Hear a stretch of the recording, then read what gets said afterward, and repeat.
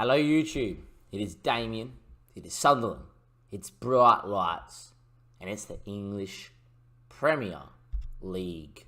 Have a look at that table. It looks great, doesn't it? City's always top. What's ever new? It's City. They played somebody on the opener. They played Chelsea and beat Chelsea 2-0, I would imagine. It was something.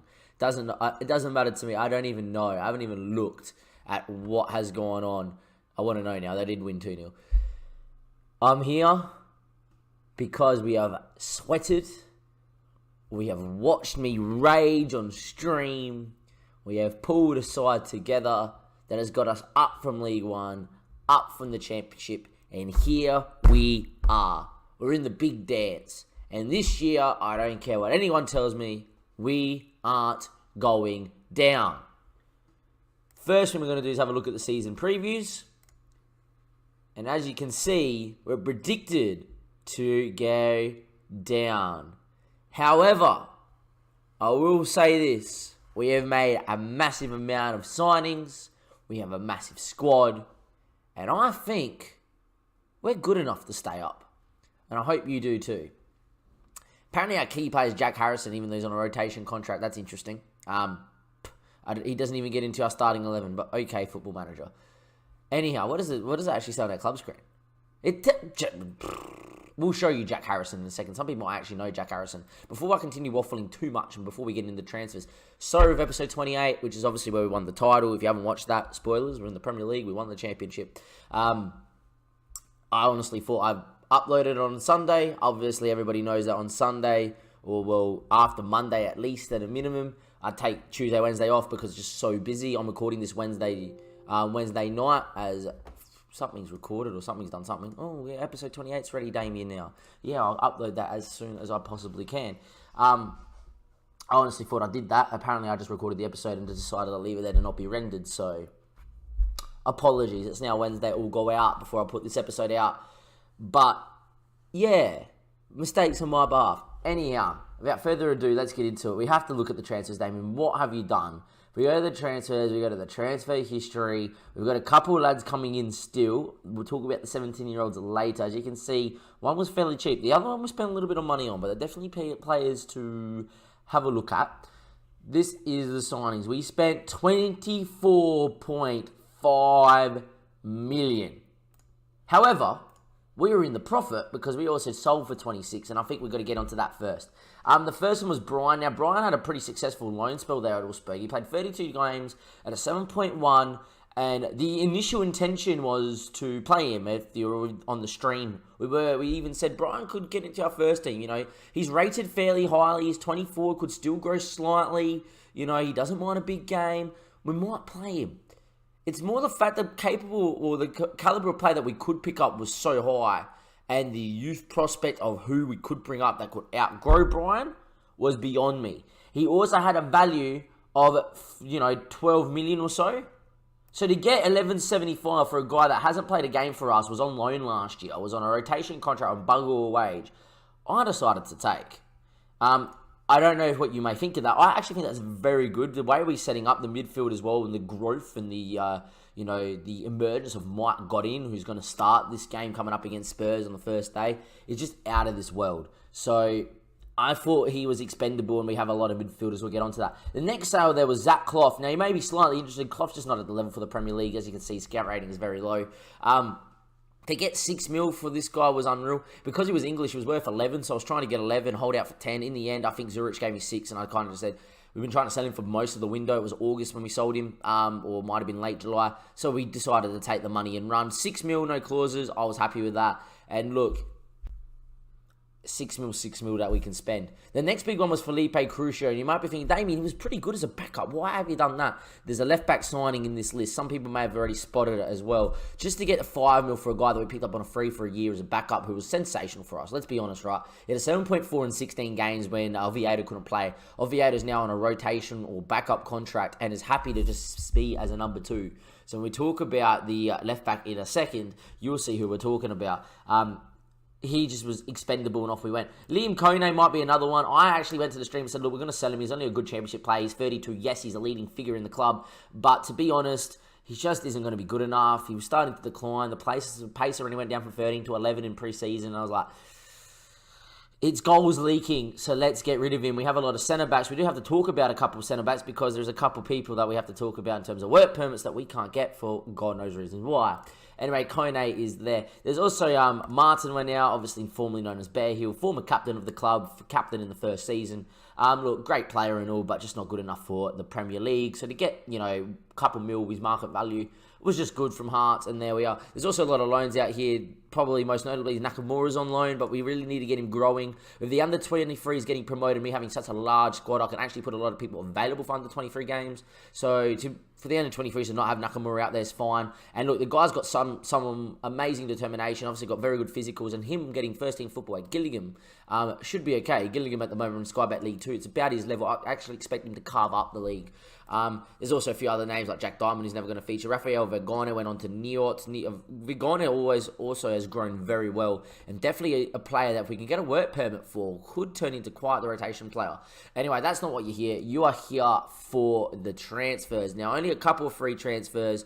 There's a lot of names in here that you don't know. Sydney's probably the name that we have mentioned before. He's finally 18, so he's finally joined from Belgium on a rotation contract. He just looks sensational. To be honest, if Marcus Thuram ever got a bid over 20 million in this window, I probably would have sold and said to Sydney, there you go. It's your time. Go out there, make the Premier League your own, go grow. Instead, I'm currently training him to play on the right as well as back up for Duncan. In saying that, though, we did buy a right winger. His name is Jackson Harrison. You were seeing him on the other screen. But yeah, it's not too bad. There's a lot of similarities between Harrison and Tyler Roberts that I used to pick up, who used to just be a freak of a player no matter what time of the what time you used to pick him up. We'll look at Jackson first because I mentioned it. Anyway, Jack Harris, as you can see, just quite a pacey winger. Can play on the left, can play on the right. Prefer him on the right as an inside forward on attack because of that left foot, and he can come inside. He's also very well suited to it with great flair, great dribbling, good finishing, very good pace, and very good physicals in general. Likes to cut him from the right wing. We picked him up for a measly 3 or 3.2 mil as Man City weren't playing him, so they decided to put him on the transfer list. Gotta love when big clubs release people of quality. I got him in as a rotation because I didn't want to get rid of Watmore because Watmore is like sensational for us, and he's at a very good Premier League level. So is Jack Harrison with a little bit more growth. To get him on a rotation contract is not too bad, and a player that we can keep around the club for the next couple of years on the bench, playing games. When Watmore gets injured, we have a like-for-like replacement that is really good. So Jack Harris comes in, it was made perfect sense. Once again, it reminds me a lot of Roberts. He used to pick up, I picked him up on FM15 at Portsmouth. He used to just carve up the league. And he, reminds me a lot of similarities with Jack Harrison. Anyway, the first free transfer I think people would have known about, Luciano Fontana. He is at the club. He's currently on the loan list. Just another right back that we picked up without a work permit from Argentina on a free. Look how good he looks, though. He's already got, 19 intimidation, very good physicals, very good marking, great tackling, decent passing. It's got to get in the 11s and 12s, make him look even better. He's just so well-rounded as a fullback. He would be on par with Burgess in a year's worth of playing. Burgess before he played a year of first-team football looked like this, and then Burgess now looks like how he is. We'll click on him soon. And there we are. He just looks amazing. I think Luciano would be sensational. The next free signing is the left-back, Jay Da Silva. Maybe a player people have picked up before and seen. He was released from Chelsea after he spent many, many seasons on loan. He went out to Wigan in the Championship, carved it up. Bristol, he carved it up. Even at Kiev, he played 37 games and got a 6.9 in Italy, in a Chievo side that we don't want to offer him mutual termination. A Chievo side that finished not 6th, I don't believe. I believe they were a bit lower than that if we look at the data from last year. I am screwing this up. Apparently we can't click on the league table. It's alright. We'll just click on Chievo and have a look. There we are. If we go to their overall profile, they finished last year, they finished 12th. So to have someone that's come in and, been there in a top division level and have performed, 6.93 is nothing to be scoffed about. It was just very good business for us on a free transfer. He did reject a few other sides, that were in and around. I think Kiev actually went in for him as well as a contract, but he decided to come to us in the Premier League. Very happy with that. Andrew Alcott's one of those, another of those youngsters that are English that we could have got for cheap, playing in the under, he wasn't playing in the under 9s, he's just someone with a lot of potential. I just think as a right back for the under 18s and for the under 23s, could grow, and if Luciano doesn't get his work permit, this guy can grow into quite a level to, rotate with Will Burgess. Linus is still club captain, but I don't see Linus playing too many games this year and could become a sellable asset in the future. Anyhow, that is Andrew Alcott. Next is Alexander Radiovic. Yeah, that's a name to pronounce. We're just going to go Alex, I reckon.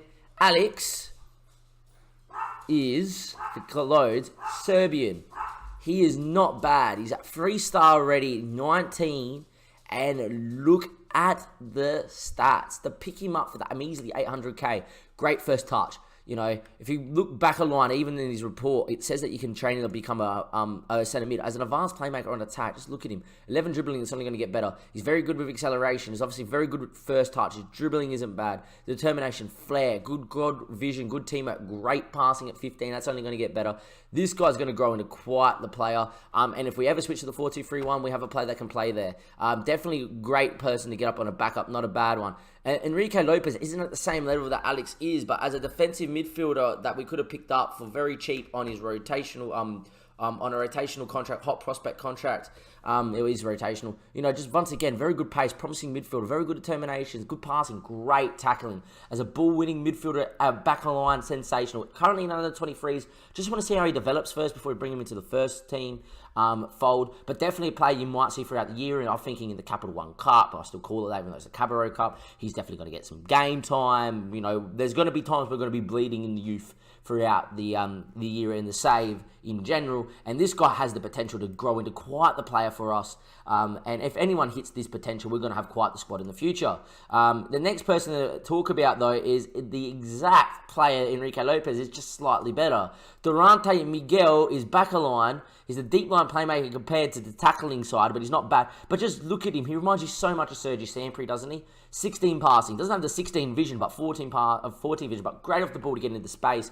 You know, he's very good at, you know, pace, great balance, decent determination. I rate this guy highly. I rate him that highly that he's currently going to be our second best centre defensive mid. He's better than Thuram already. Has the potential to grow into quite the player. He's also slightly more developed than the previous centre defensive mid we just looked at, Lopez.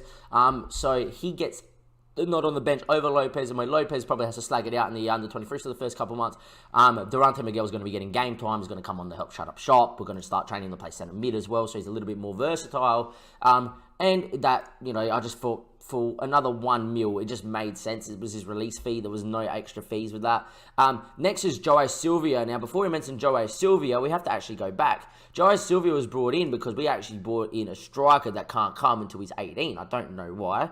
I never thought Frenchmen were like that. Anyway, João Silva, look at him. He's currently already better than Zach Clough, and that's the main reason I brought him in. He's an advanced forward. He's left-footed. He's 19. He's got great dribbling, great finishing, great passing, great technique. You know, pace is abundance of pace, superbly fast. Determination lacks a little bit. We've got him mentoring already in a mentor group.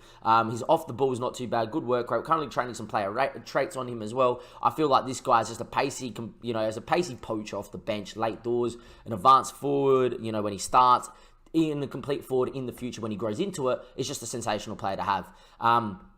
The reason we did brought him in, though, if we go to the transfer centre and look at our Abubakar for fun, I love the name. We brought him in as well as an advanced forward, just another youngster. You know, it was fairly cheap to bring Abubakar in. It's like $2 million, I believe.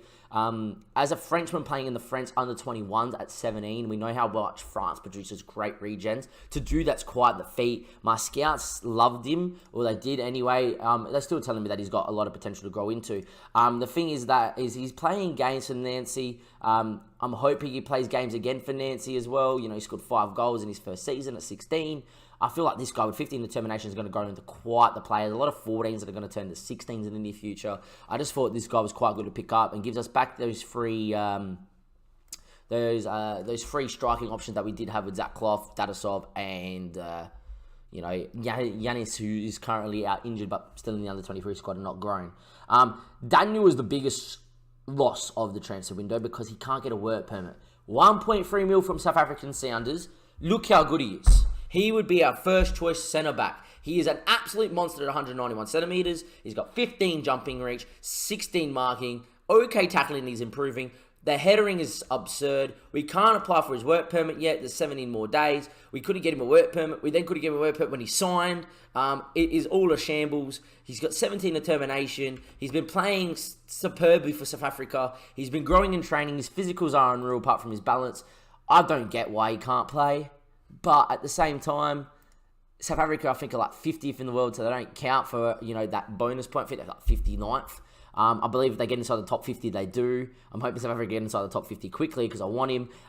This is where Football Manager need to understand that this guy's an international footballer. In real life, they would say he's an current international footballer from South Africa. He's been on decent wage, and he would be a good/key player in the Premier League for a team. Means that's an instant work permit agree, right? In real life terms. Unfortunately, on the game and with Brexit, they go a little bit over the top. They need to hit this point system. Yes, the point system's in place when you're buying like youngsters that aren't going to play first team football. You're buying people on the peripheral. But, whenever a side in the Premier League makes a big signing, doesn't matter the age, doesn't matter where they've come from. Look at Aubameyang. Technically, Aubameyang for Gambon shouldn't be getting a work permit in because he's playing with Gambon. But instead, there we are. There we go. I actually think Aubameyang's probably a German nationality, and that probably saves him. But that's the example I'm going to use. Anyway, know about Sydney. Van Dijk is a centre-back with the last name Van Dijk. I'm a Liverpool supporter. Made no, maybe not even question. He actually looks unreal as a covering centre-back. He's got 17 pace at a 183. Reminds me a little bit of Van Dijk, who just runs so fast. His headering needs to be worked on there, but he has got some great determination, great mentals, and I reckon this guy's probably there or thereabouts as our best, our fourth choice centre-back. Garcia's not that far off the level. Porter's a little bit lower off the level. Daniel would obviously start with Garcia on the bench. I'm actually tempted to put Van Dijk onto the bench for Danny Buff. I'm actually going to do it. There we are. I'm moving him in. I'm going to do it. I just think this guy's just unreal as a covering centre-back. He can go there, sweep up. He can do the goods. His passing's at 9. His vision's at 9. So you can definitely train him to be playing a ball-playing defender. If we're already not, apparently we're playing him on central defender cover. I don't want that. Change it, Damien. Yeah, we can play him as a covering defender, ball-playing defender. Just get him learning his passing. And he's been training well. I like the guy a lot. We looked at Jackson Harrison, and then all of a sudden you see Damien spend 11 mil on John. Who is John? John Suata is a player at Burnley that people may or may not know. I believe he's at Burnley, when the game starts, or he gets signed for Burnley anyway. Look, the guy just does what he needs to do. He is a sensational centre-back, a ball-playing defender which fits us to a T, Scottish international. Determination 11 is a little bit low, but just look at the mentals. He's so well-rounded. He's very good physically. His headering, his marking, his passing is sensational. Great tackling, great technique, great positioning, vision. He's just so well-rounded, it turns him into a very good Premier League centre-back. I feel like after losing Kone, we needed someone that was a leader to come in. He is a leader. We needed someone that was at the level. He is currently our best centre-back and has the potential, because he's only 24, to grow into an absolutely amazing centre-back for us. I feel like for 15 mil, we haven't overspent. He was transfer listed by Burnley, or for 11 mil, sorry. He was transfer listed by Burnley because Burnley weren't playing him enough, or he wanted to leave. I just feel like this guy's all right. He tries to play out of trouble. He tries his longer range of passing when it's on, which is fine by me with the speed of Watmore, Dadasov up top. He likes to switch the ball to the other flank, which means he can play diagonal balls, which is great, and brings the ball out of defence, which is important because we are going to be playing two ball-playing defenders, because Garcia can also play the role fairly well. So that is the lineup. From last year, you got Smithies in goals, who's currently rated as a good Premier League goalkeeper, which is good because, Smithies at 31 looks sensational. Will Burgess is our best right-back. He's also on a Premier League level, which is sensational. He's grown into the player. He's very good defensively. He just needs to get better at going forward. He'll be okay.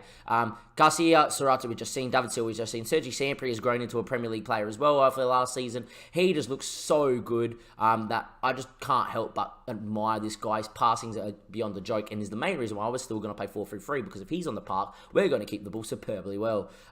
Got in there because he's grown into this Premier League absolute monster and an advanced playmaker on attack. He looks sensational. Determination's going up. Remember, we picked up this guy for 500k.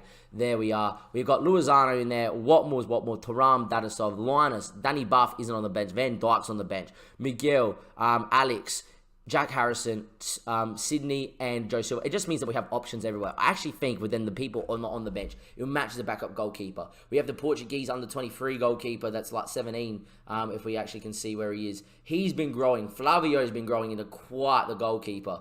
Just look at him grow, and he hasn't even played for us yet. Might even be giving him match time in the Cabarro Cup. You got Daniel that's still to come in. Porter's been growing. Oviedo's not even making the bench today. Thuram is off the bench. Robertson's been growing, the young 17-year-old. Another midfielder that we have here at the club that just looking like the goods, right?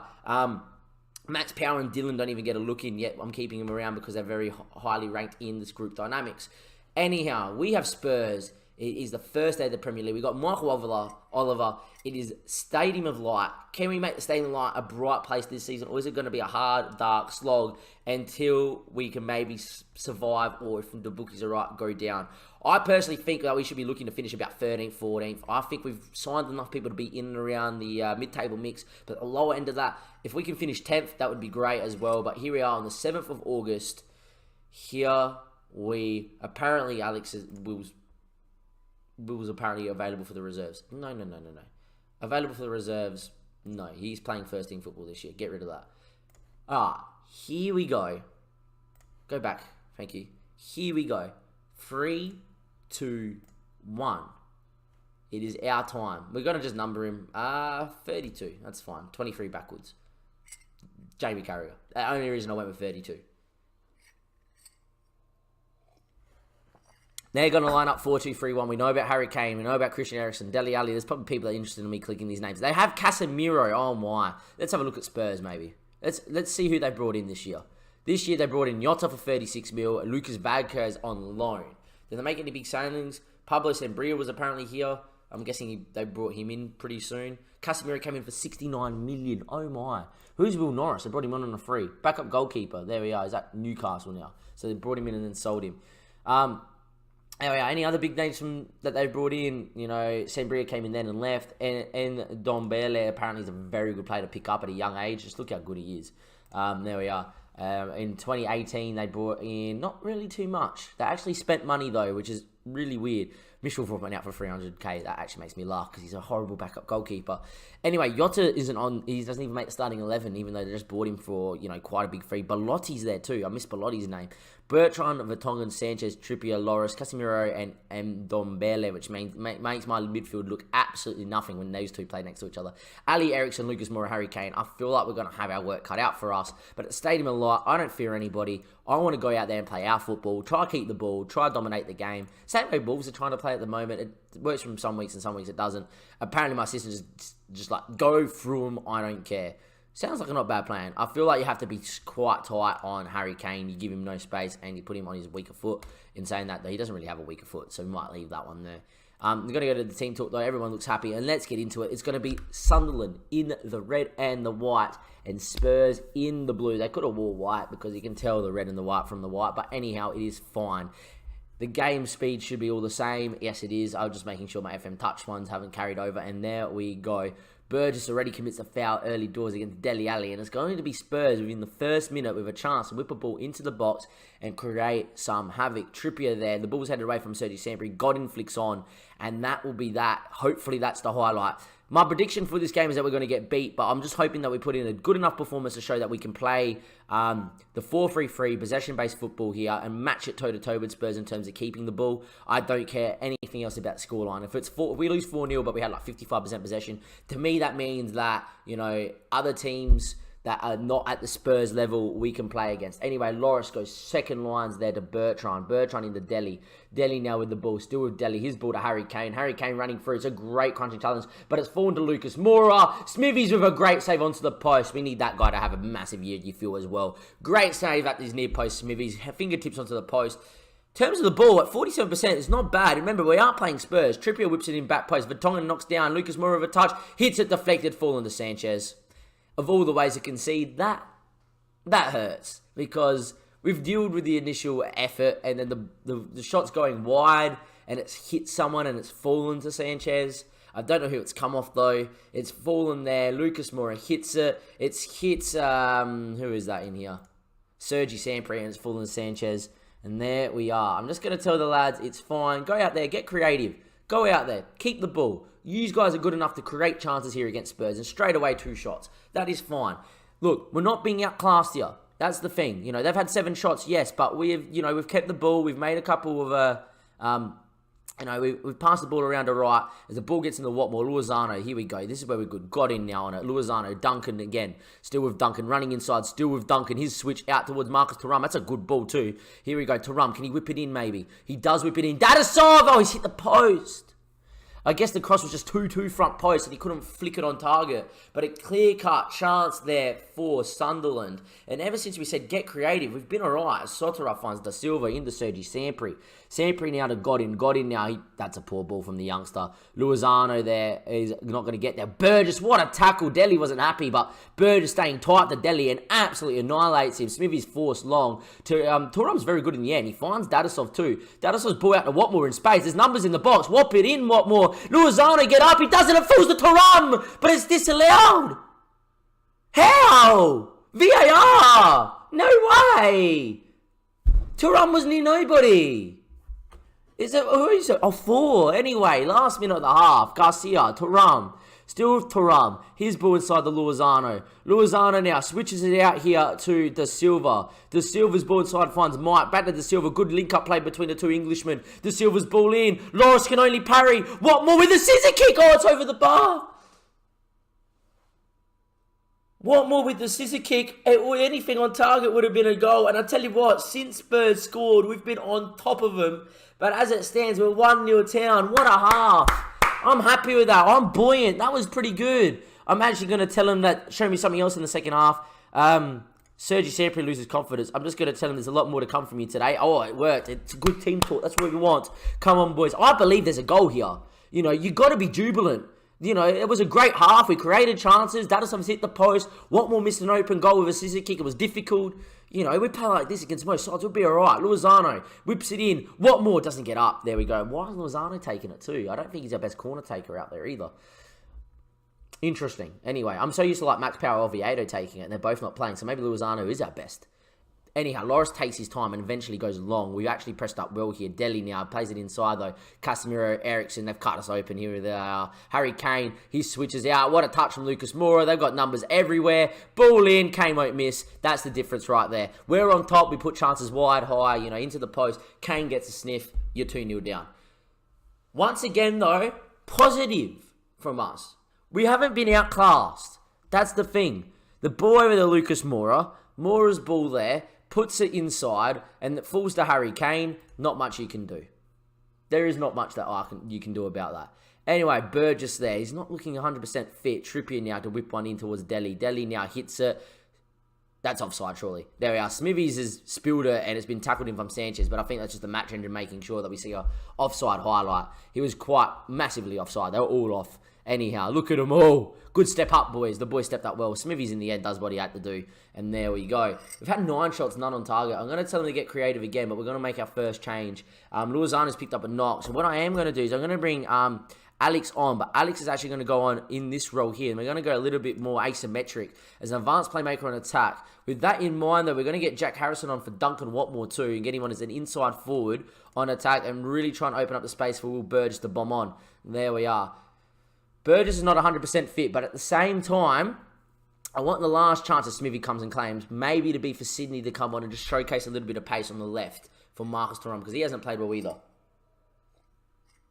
I don't want to go for it in terms of 4-4-2 or 4-2-3-1. We could, but at the same time, I just feel like there's a mistake waiting to happen as the ball gets through to Dadasov from Harrison. Dadasov, it's through Loris and it's in. It's the first goal for Sunderland in the Premier League and it was well worked. The ball inside to Jack Harrison was delightful. Then Harrison slips it lovely through to Dadasov and Dadasov finishes. Look at the build-up play. It's a long ball from Smithies, but it's not a long ball. It's still playing out because it hits Harrison right on the foot. And Dadasov won't make a mistake. Just slides it past Loris and decides to go with feet. Interesting choice. And our first chance on target is a goal.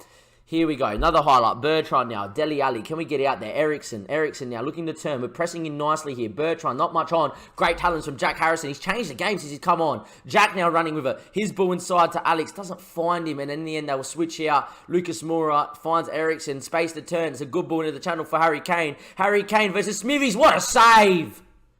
Kane went with the chip. It was a delightful chip, but Smithies was having none of it, and he goes top bins. And I'll tell you what, this was arrowing top corner. Look at the little toe poke too. Great animation there from Football Manager. Look at that. Smithies back with the flight of it, reaching as much as he could, and in the end, top bins from Smithies. I predict he's going to have a very good year this year, Smithies, if we're going to stay up. So there we are. In terms of changes, I think for the last 10 minutes, we are going to bring Sydney on. I don't want to take Burgess off, even though he's a bit tired. I just want to keep him up there. He's playing decent, unlike the Silver is. And here we are, the last 10 minutes. Thuram's off, Sydney's on. And that's the last change. Dadasov has scored. If he didn't score, he might have seen Joe Silva. But a winger on attack. Let's go up there playing a 4-1-1-3-1. Harrison with the corner, whips it in, front post, headed away from Sanchez. Sydney with his first touch, still with Sydney, running down the wing, got it in, Sydney link up, still with Sydney down this right, left-hand side. In the end, he's lost it for a second. I thought we were going to see some magic from Sydney. Kane now, look at them on the break. It's a good ball in the Yotta, just come off the bench. Yotta, he's being forced wide. Yotta, what a save from Smithies, unless that's hit the post. But anyway, it's cleared in the end. It was the frame of the goal that denies him. All right, boys, come on. Can we push forward? We're going to go a little bit more attacking. There we are. But I feel like the chance is coming. And here is the highlight. Smithies goes second line to Godin. Godin now. He gives it into Sorata. His ball long towards Sydney. Sydney in the end has to flick on to no one in particularly. But he wins the ball back. Good work right into Dadasov. He gets tackled. Falls to Sydney. But apparently it's a penalty on Vertonghen. And in the dying seconds, Sutherland with a chance. Can we salvage a draw? I'm out of my chair. Come on. Who's taking it? Sorata on his debut. It's through, Loris. Come on. And an important point from 2-0 down. Sunderland go huge. And with 2 goals late doors, it is 2-2. Spurs 2. Sunderland 2. And I tell you what, we deserve it. What a performance, boys. If we concede now, I'm going to cry. Back post, header. Oh, my days. All right, relax. This is where we have to be smart. Very defensive. Team instructions, a lot shorter. Waste as much time. Don't care about winning it. They're out of possession. You know, no. Don't use the offside trap. Slow down the pace. Hold the shape. Regroup. Don't counter press. Just keep it. We'll be okay. It should be game over too anyway, but there we are. We'll make the tactical changes anyway. Smithies goes short in towards the left-hand side of Sorata, who scored the penalty on debut. Finds Sydney, who's come on and looked good too. His ball over the top. I tell you what, if it fell to Dadasov, I'll be saying to the referee, don't blow your whistle. We have a chance here. Loris there goes second line. Referee, you want to blow it? Michael Oliver, blow your whistle. It's out of play, surely now it is. And it will be game over. What a game. Surely, referee. A 2-2 draw? I'll take that. 70th minute, 93rd minute.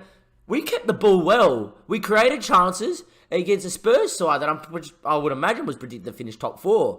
What a performance. You done brutally come back and salvage a draw. If you're going to perform like that, boys, we're definitely not getting relegated. And on the opening day, in one of the biggest tests you can have is Spurs, we get a share of the points. Where were Spurs predicted to finish this season? Anyway, season preview. Spurs were predicted to finish 6th, apparently. You know, Liverpool, City, United, Chelsea, Arsenal, you know, anyone out of those 6 can finish wherever they want to finish. Anyhow, that is going to be the end of episode 29. What an episode. As always, links are in the description below for the Twitch, the Twitter. I'm planning on going live after coaching. I've got goalkeeper coaching in the next half an hour that I have to go to. Then I'm going to come back home, play a couple more games, you know, with the save, because I really want to play the save. I've been waiting till today to play the save. And then after that, we are obviously going to go and stream a majority of games live on the Twitch stream later on. Hopefully you've enjoyed that episode. What a comeback. Have the signings good enough? They looked good enough then, didn't they? They changed the game. I feel like they did, especially Jack Harrison anyway. I feel like we have a serious chance of staying up this year, and I hope you do too. From Damien, Sunderland, this is Bright Lights. Enjoy the rest of your day or night, wherever you're watching from. Thank you and goodbye.